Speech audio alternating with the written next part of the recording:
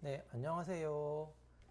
이번에는 참고 문항 관리 프로그램인 엔드노트 사용법에 대해서 간단하게 알려드리려고 해요. 엔드노트는 이제 논문을 쓸 때 우리가 어떤 읽게 되는, 인용하게 되는 논문들을 굉장히 편리하게 관리해 줄 수 있는 프로그램으로 알고 있는데, 마찬가지로 여기서 좀 사람들이 많이 어려움을 겪는 것 중 하나가 그 논문을 이제 넣는 거, 임포트하는 것에 대해서 조금 어려움을 겪고 있는 분들이 있는 것 같아서 이거를 좀 효율적으로 하는 방법, 그 다음에 제가 이걸 어떤 식으로 좀 활용하는지 그 부분에 대해서 정리를 해서 올리려고 합니다.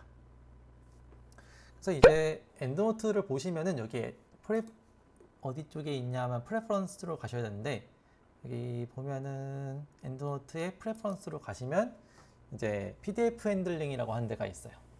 여기서 이제 PDF 오토 리네이밍 옵션이 있다 보니까 이거는 내가 PDF를 넣었을 때 PDF의 이름을 자동으로 변경해주는 기능이라 보시면 될 것 같아요. 그래서 인터넷으로 논문을 이렇게 갖고 오게 되는 경우에, 특히 주로 해외 문헌 같은 경우에는 자동으로 이 저자 이름, 연도, 타이틀 이런 것들을 이제 맞춰서 포맷을 바꿀 수 있다 보니까 저는 이 기능을 많이 사용하고 있습니다. 그래서 이제 이 PDF 핸들링을 쓸 때 밑에 이제 어떠 이어 타이틀로 이름을 네이밍 하는 것도 중요하지만, 밑에 보면은 이제 PDF 오토 임포트 폴더가 있어요. 그래서 이제 여기에다가 제가 PDF 파일 넣어주면은 자동으로 PDF에서 정보를 수출을 해서 이제 그 PDF 엔드노트 형식에 맞게 넣어준다고 보시면 될 것 같아요. 이제 폴더를 선택해 줘야 되는데, 그래서 제가 PDF를 주로 다운받는 폴더를 따로 지정을 해줬습니다. 그래서 보면은 구글 드라이브에서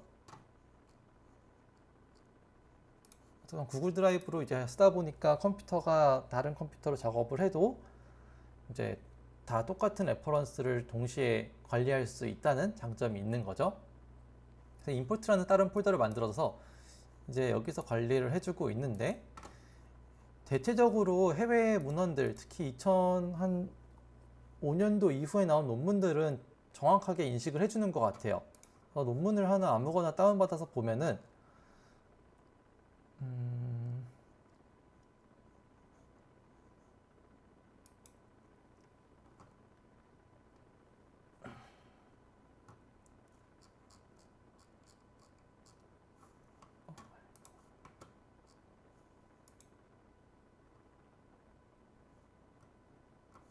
이제 다운받아서 이거를 그 임포트 폴더에 맞춰서 넣어줍니다. 그렇게 되면은 이제 바로바로는 아니고 조금 시간이 있다가 보면 이 엔드노트에서 자동으로 임포트한 거를 인식을 하고 파일을 이제 엔드노트에 입력을 해줍니다. 이게 만약에 좀 안 된다 싶으면은 엔드노트를 껐다가 키시면은 그때는 바로 임포트가 됩니다. 여기서는 지금 조금 기다려도 안 되니까 한번 엔드노트를 껐다가 켜보도록 하겠습니다. 자, 그렇게 되면은 지금 이제 임포트가 완료돼 가지고 넣어진 걸 확인할 수가 있죠.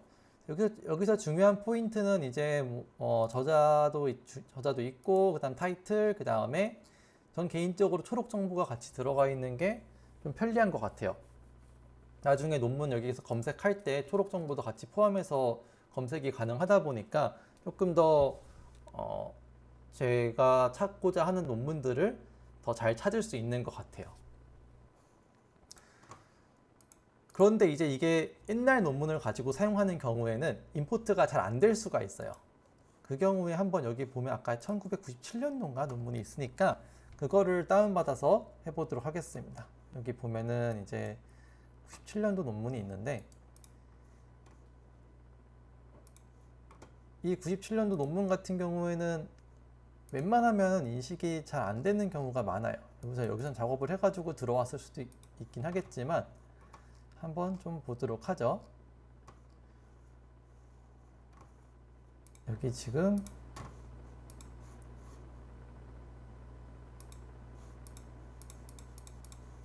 다시 한번 껐다가 켜보도록 하겠습니다.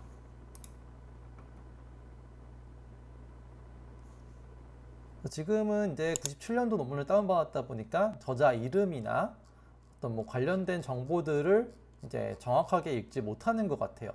그럼 이제 이럴 땐 어떻게 하냐? 그렇게 보면은 이제 한 가지 방법은 여기 구글 드라이브, 구글 스칼라 같은 경우에는 인용 이걸 다운받아서 이걸 클릭해서 정보를 갖고 오는 방법이 있을 거예요. 인용 정보를 다운받으면은 이제 이것저것 정보가 있는데, 전 개인적으로 이 방법은 아주 100% 정확하진 않은 것 같고, 또 아까 말씀드렸다시피 초록 정보가 없다 보니까 약간 좀 단점은 있는 것 같아요. 그래서 전 개인적으로 이 방법보다는 여기 학회지 홈페이지로 직접 가서 여기서 제공해주는 어떤 인용이라고 할까요? 지금 여기서는 사이트 디스 아이템을 이용해서 한번 인용을 해볼게요. 이제 저는 엔드노트를 쓰고 있긴 한데 굳이 엔드노트 프로그램이 아니더라도 뭐 레프워크나 아니면은 이제 여기 지금 있는 export the list 파일이 있으니까 이걸로 클릭해서 다운로드를 해보겠습니다. 이렇게 다운로드 하게 되면 여기는 웬만하면 초록 정보까지도 같이 넣어주는 것 같더라고요. 그런데 여긴 지금 URL 정보가 들어가 있고 초록이 없는데 다른 학술지 예를 들면은 뭐 사이언스나 네이처나 아니면은 또 다른 가다 보면은 그쪽에서는 이제 이 초록 정보도 같이 넣어주니까 저는 이렇게 PDF가 임포트가 안 될 때는 구글 스칼라 걸 쓰지 않고 제공해주는 학술지로 직접 홈페이지로 가서 다운받는 걸 권장드립니다. 그 다음 이제 이렇게 하다 보니까 같은 논문이 두 개가 들어가 있게 되는데 이런 것들은 여기 그 find duplicate를 해서 이제 레퍼런스에 있는 이걸 누르게 되면은 중복되는 레퍼런스 찾아서 어떤 기록을 남기고 어떤 거를 삭제할 것인지 표시해 줍니다. 그래서 지금 아까 다운받았던 논문 같은 경우에는 이제 첫 번째 왼쪽에 있는 게 구글 스칼라에서 다운받은 거고 여기 오른쪽에 있는 게 아까 학술지 홈페이지에서 다운받는 건데 아무래도 학술지에서 다운받는 게 더 정보가 많이 있겠죠. 그럼 이제 여기서 keep this record를 이쪽 오른쪽 거를 선택을 해주면 될 거예요. 그러면 이제 하나는 없어지고 하나만 남아가지고 그 기록 엔드노트 프로그램에 남게 됩니다. 자, 그 다음 마찬가지로 이제 국내 논문도 한번 볼 수 있는데 국내 논문 같은 경우에는 PDF 온토 임포트가 아예 안 되는 걸로 알고 있어요. 그래서 여기서는 어쩔 수 없지 그 학술지에서 제공해주는 뭐라 그럴까요? 거기서 제공해주는 서지 파일을 이제 받아서 인덱스 파일을 받아서 엔드노트에 넣어주는 일이 좀 비일비재하게 발생하게 될 거예요.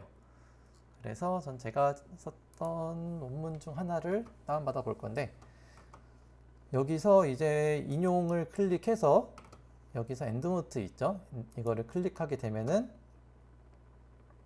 마찬가지로 이전과 동일하게 리스 파일로 리스트 파일이 제공되고 이거를 클릭하게 되면 엔드노트에 작업이 되겠죠. 다만 이제 국내 논문 같은 경우에는 저자가 많았을 때 이거를 구분하는 게 좀 잘 안 되는 것 같더라고요. 항상 저자 이름에 이 콤마가 남기 때문에 얘를 다 지워 주셔야지 됩니다. 이건 따로따로 지워 주셔야 되고 이렇게 논문을 넣어준 상태에서 여기 보면은 이 클립 아이콘이 있어요. 이 클립 아이콘을 넣으면은 여기다가 PDF 파일을 넣을 수 있거든요. 그러면 이제 이때 여기서 PDF를 다운받은 다음에 그 다운받은 PDF를 어태치해서 넣어주게 되면 한글 논문도 동일하게 이제 우리가 엔드노트에서 관리를 할 수 있게 됩니다. 그래서 보시면은 이렇게 관리가 된 거죠.